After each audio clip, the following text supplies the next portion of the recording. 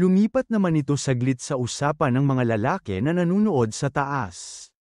Sinabi ng leader doon na kung ang dating Absolute One ang gustong pumunta sa Nissan Village at patayin ang kanilang master ay walang makakapigil dito na kahit sino. Pero, tinanong nito sa kanyang mga kasama kung paano kaya kung isasama nila sa usapan ang dating martial arts union. Dati kasi ay meron ding isang legendary martial arts master na hindi lumalayo sa Absolute One. Siya ay ang dating master ng Hidden Forest Squad na kilala din sa pangalang Mysterious Squad. Dinagdag pa nito na siya din ay kabilang sa triad na hamati sa lumang mundo ng martial arts. At ayon sa mga kwento ay mas malakas ang martial arts nito kesa sa dalawang kasama niya sa triad na sila Godly One at Earthly One. Siya ay ang tinatawag na Dark One, ang The Poison Master na si Sachon. Sa pwesto ng ating bida, bigla na lang itong napatingin sa kanyang gilid dahil naramdaman nito na merong dumating. Tinignan nitong mabuti ni Gang at nung nawala na doon ang usok at kalat ay nakita niya na yun pala ang boss ng mga matatanda. Pagbaba doon ay bigla na lang itong napangiti at sinabi na mukhang matutuwa siya sa mga mangyayari. Pagkatapos noon ay bigla na lang itong umatake ng malakas papunta sa direksyon ng ating bida. Nagulat si Gang dahil sa bilis at lakas nito pero nagawa pa rin naman niya itong kontrahin. Pero, napansin nito na parang hindi sa kanya nakatutok ang lakas ng ataking iyon kaya tumingin ito sa likod. Doon na nito nakita ang totoong plano ng demonyo dahil ang kanyang tauhan pala ang kanyang pinatay. Nagulat naman si Gang nung bigla na lang nitong napansin ang kakaibang aura.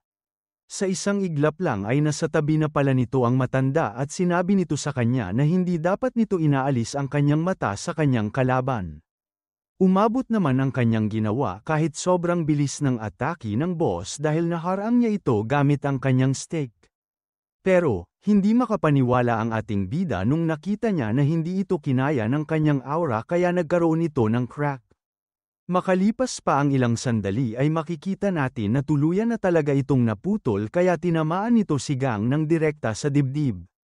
Dahil sa lakas nito ay wala na siyang ibang nagawa kundi ang tumalsik ng malayo. Bago magpatuloy ay bumalik muna ang ating istorya sa kabilang grupo dahil hindi makapaniwala ang iba sa sinabi ng kanilang leader tungkol sa The Dark One. Hindi sila makapaniwala na buhay pa pala ito at mas lalo daw silang hindi makapaniwala kung paano nila ito na-recruit sa kanilang grupo. Hindi naman niya agad ito sinagot dahil pinaliwanag muna nito na nung unang nabuo ang lumang martial arts union ay sinabi nila doon ang Poison Master na si Sachon pero hindi daw sila tumigil sa pag-question ng kanyang totoong pakay. Ang ugali kasi nito na gustong magkaroon ng walang hanggang lakas at ang brutal niyang pagkatao ay taliwas sa paniniwala ng union. Lalo nilang kinwestiyon ang ugali nito nung dumating na ang giyera ng Martial Arts Union laban sa Devil's Legion dahil doon na lalong lumala ang kanyang pagkatao. Nung una ay natuwa sila sa kanyang ginawa dahil pinatay agad nito ang isa sa mga 7 Lords ng Legion. Pero, hindi makapaniwala ang lahat nung pinatay din nito ang 2 sa 12 sages ng kanilang grupo habang nangyayari pa ang giyera. Simula ng mga oras na yun ay nag-umpisa na ang lahat na mainis sa Poison Master at ituring itong kaaway. Pero, walang nakakaalam kung ano talaga ang nangyari dahil pagkatapos ng giyerang iyon ay bigla na lang nawala ang Dark One nanogram wala man lang bakas. Simula noon ay sinusubukan na siyang hanapin ng lahat pero umaasa lamang sila sa balita na galing sa Hidden Forest Squad. Ang akala ng iba ay hindi na ito mahahanap pero merong may alam na interesado ang lalaking yun sa Absolute One. Matagal daw nila itong hinanap pero madali lang nila itong nakumbinsing pasalihin sa kanila. Pagkabalik ng ating istorya sa dalawang naglalaban ay makikita natin na nakatingin ang Poison Master sa kanyang kamay. Nakita nito na nakatanggap din siya ng damage kaya gumamit daw siguro si Gang ng reflective skill. Nung tumingin ito sa ating bida ay nakita niya na umatras ito dahil sa kanyang ginawa pero nakatayo pa rin ito. Kaya, niyaya nito si Gang at sinabi na titignan daw niya kung gaano talaga siya kalakas. Pagtingin sa kanya ng mabuti ng ating bida ay nagulat ito sa kanyang nakita. Ngayon lang siya nakakita ng ganun kalakas na fighting spirit kaya hindi daw siya sigurado kung mas malakas ba ang orang iyon kesa sa kanyang master. Dahil nakatayo lang sa harap ang ating bida ay tinanong ng matanda kung ano pa ang hinihintay nito. Galit nitong tinanong kung hinihintay ba ng batang yun na siya pa ang unang umatake sa kanilang dalawa. Dahil sa pambabastos na kanyang naramdaman ay bigla na lang itong naghanda para umatake. Pagkatapos noon ay bigla na lang itong umatake ng sobrang bilis papunta sa direksyon ng ating bida. Dahil medyo wala pa rin siya sa hulog ay hindi agad ito nakailag sa nangyari. Pero, hindi pa rin naman ito umepekto dahil nakontra lang ulit ito ni Gang agad-agad. Bago pa ito makapagsalita ay napansin na ni Gang ang matanda na kumilos papunta sa kanyang gilid. Hindi niya ito inaakala pero nakita pa rin naman niya ang ginawa ng siraulo.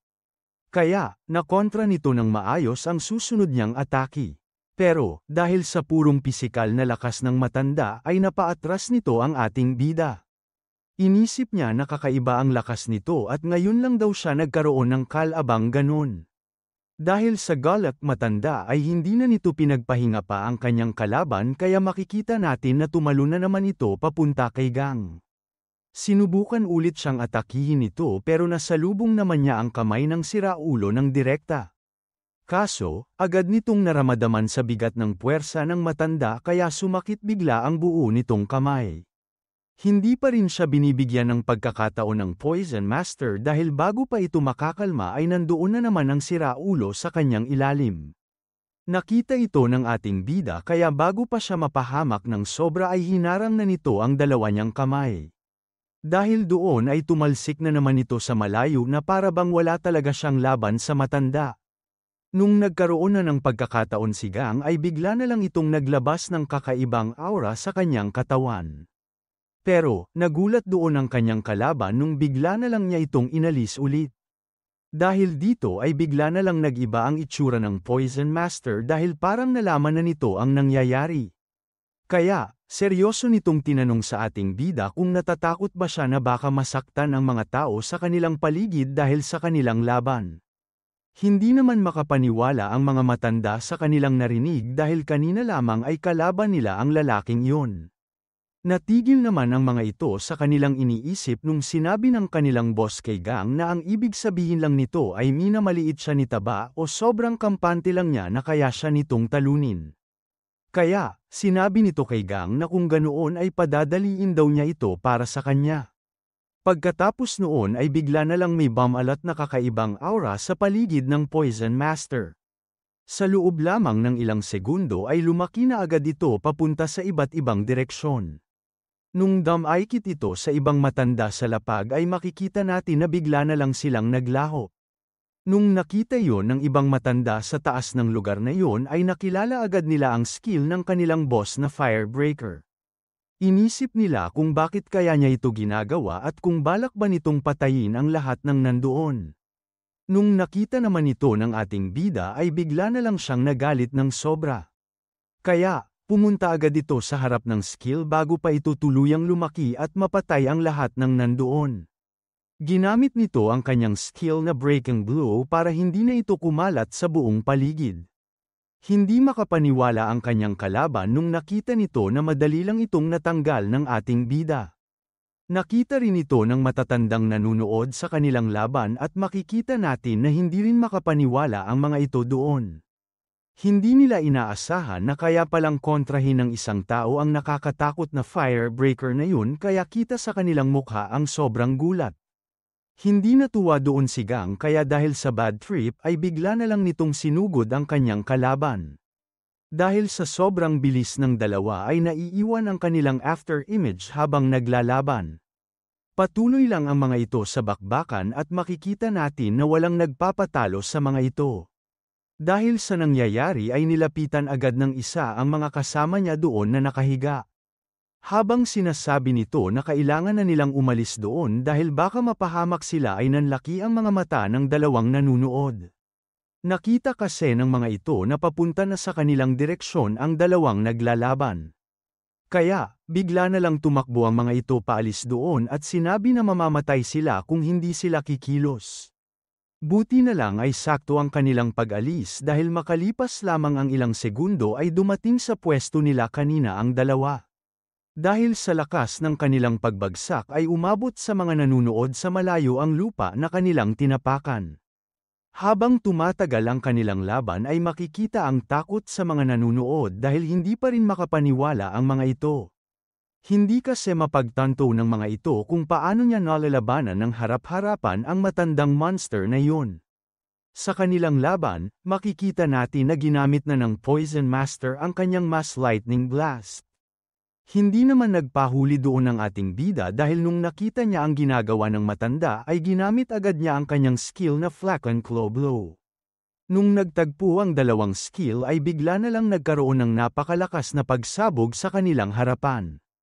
Nakita ito ng lahat ng nandoon kaya kahit paano nila ito isipin ay hindi talaga sila makapaniwala na kayang sumabay ng tabachoy na yun sa matandang demonyo. Pagkatapos mawala ng makapal na usok ay napatingin sa lapag ang Poison Master at inisip na sobrang tagal na nung may huling nagpatalsik sa kanya. Magsasalita na sana ito pero narinig niya na naunahan siya ng ating bida.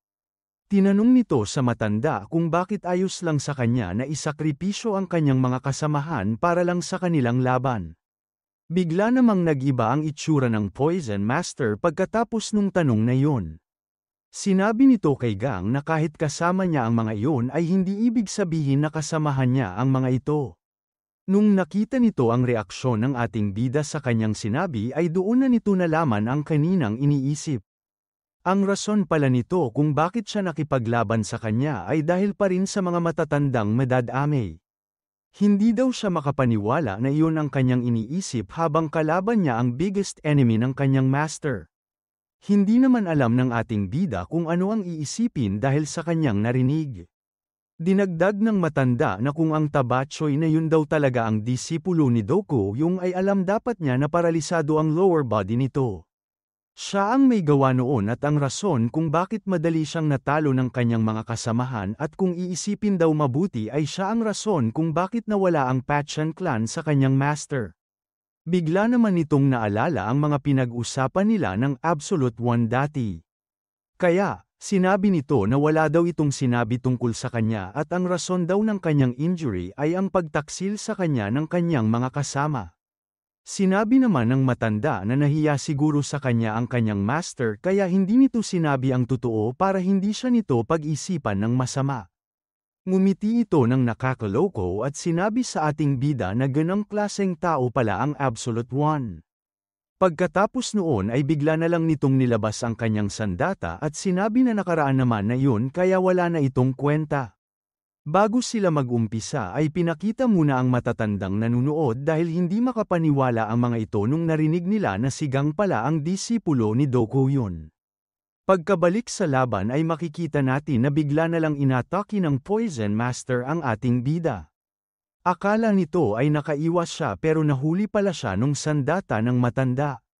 Sinabi nito na maghihiganti ito kay Gang dahil sa kalokohan ng kanyang master. Hindi daw niya pinagsabi sa lahat ang nangyari sa kanilang laban at sinubukan siya nitong burahin sa history kaya papatayin daw niya ang kanyang disipulo bilang kabayaran. Sa isang mabilis na atake ay bigla na lang tinamaan ng direkta ang ating bida. Pinakita ng mabuti na ginamit ng Poison Master ang kanyang sandata para atakihin si Gang at dahil dito ay nagkaroon agad siya ng maraming pasa at sugat. Tatalsik na sana ito sa malayo pero dahil nakakabit sa kanya ang sandata ay nanatili pa rin siya sa kanyang pwesto. Pero, bigla na lang nagulat ang matanda nung nakita niya na merong kakaiba na nangyari. Pagkatapos noon ay bigla na lang sumugod sa kanya ng mabilis ang ating bida. Kaso lang, bago pa ito makarating sa kanyang pwesto ay bigla na lang lumabas sa ilalim ang sandata ng matanda at mabilis na naman siyang inatake ng walang tigil. Habang kinukuha ito pabalik ay tinanong ng kanyang kalaban kung sa tingin ba talaga niya ay makakatakas siya sa kanyang Poison Iron Fangs. Hindi naman ito pinansin ng ating bida dahil naglabas ito ng malakas na aura para maghanda sa kanyang skill. Natuwa naman doon ang kanyang kalaban at sinabi na mukhang gusto na daw nitong makipaglaban ng totoo. Ginamit niya ang mas malakas na patch and carving wave kaya makikita natin ang napakalaking aura na bumalot sa kanya. Nung nakita ito ng kanyang kalaban ay nakilala agad nito ang skill ni Do Ko-young. Kaya, ginamit nito ang kanyang skill mas lightning ball para kontrahin ito. Nung tumama ang dalawang skill sa isa't isa ay bigla na lang itong gumawa ng isang napakalaking buhawi. Pagkawala ng makapal na usok ay pinakita agad ang mukha ng ating bida na parang bang may problema. Makalipas lamang ang ilang sandali ay bigla na lang tumalsik ang dugo nito sa paligid. Pagtingin niya sa kanyang ilalim ay doon na nito nakita na natusok pala siya ng mga fangs ng matanda sa dibdib. Dahil sa sakit ay hinawakan agad niya ito para hindi na ito tuluyang tumusok ng malalim. Sa isang mabilis na galaw ay hinayla agad nito ang mga poison fangs sa kanyang dibdib para magawa niya agad ito ng paraan. Dahil doon ay napangiti bigla ang matanda at sinabi na mukhang gusto pa daw nitong makipaglaban. Kaya, inatake na naman ito ng mabilis ang ating bida ng tuloy-tuloy at makikita natin na napuruhan na naman niya ito. Sa lagay ng kanilang laban ay parang mas malakas ng dihamak kay Gang ang kanyang kalaban. Nung nakita nito na sinusubukan pa ring tumayo ng ating bida ay sinabi sa kanya ng matanda na humiga na lang siya doon. Pero, natigil ito sa kanyang sinasabi nung meron itong napansing kakaiba. Namakan agad nito ang itsura ni Do Ko-young sa aura ng binata kaya nawala agad ito sa mood. Galit nitong pinaalis doon ang Absolute One at sinabi na hindi ito ang lugar para sa mga kaluluwa ng patay.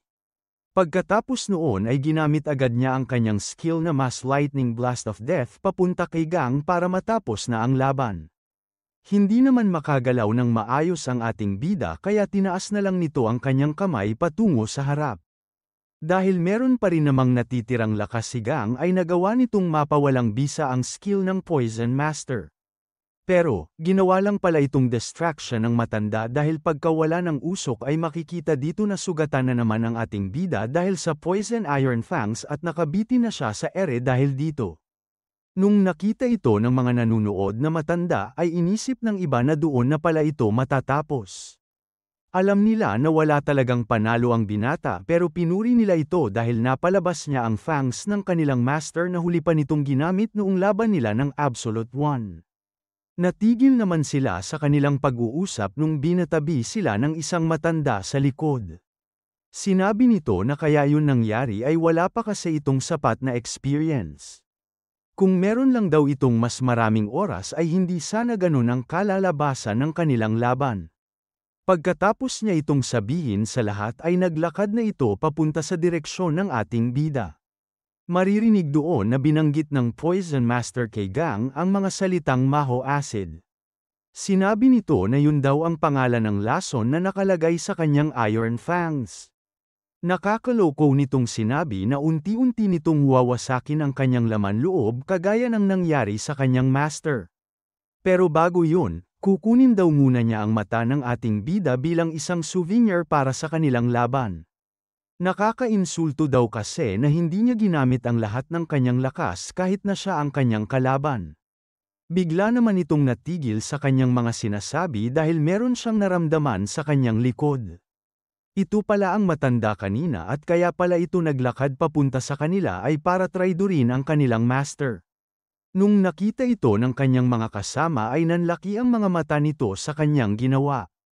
Lumingon naman sa kanya ang Poison Master at sinabi na mas pinili pa niya ang walang kwentang binata na yun kesa sa kanilang leader. Pinakita dito na hindi pala tumama sa kanyang katawan ang kalokohang ginawa ng kanyang tauhan.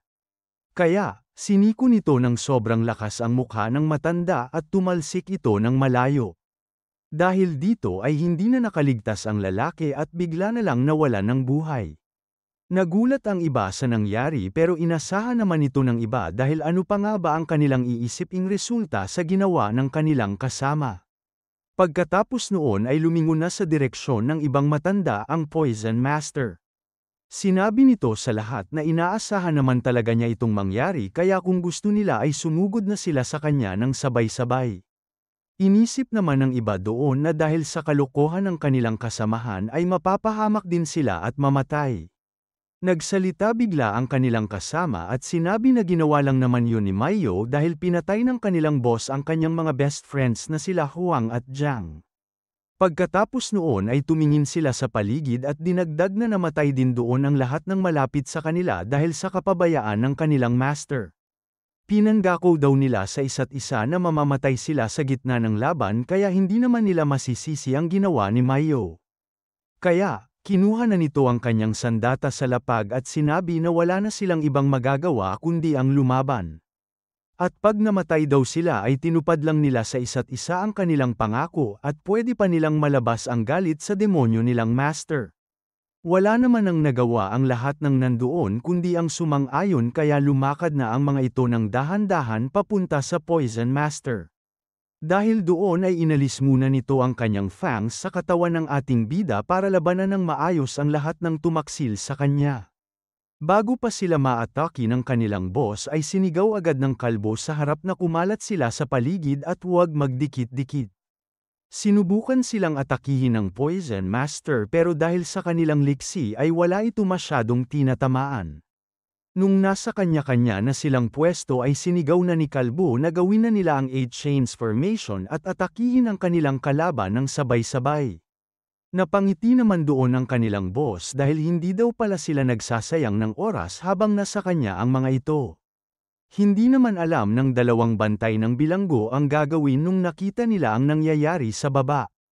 Nakita na rin ito ng mga tauhan ng master ng Nissan Village at inisip kung nagkakaroon ba ng rebelyon laban sa Poison Master.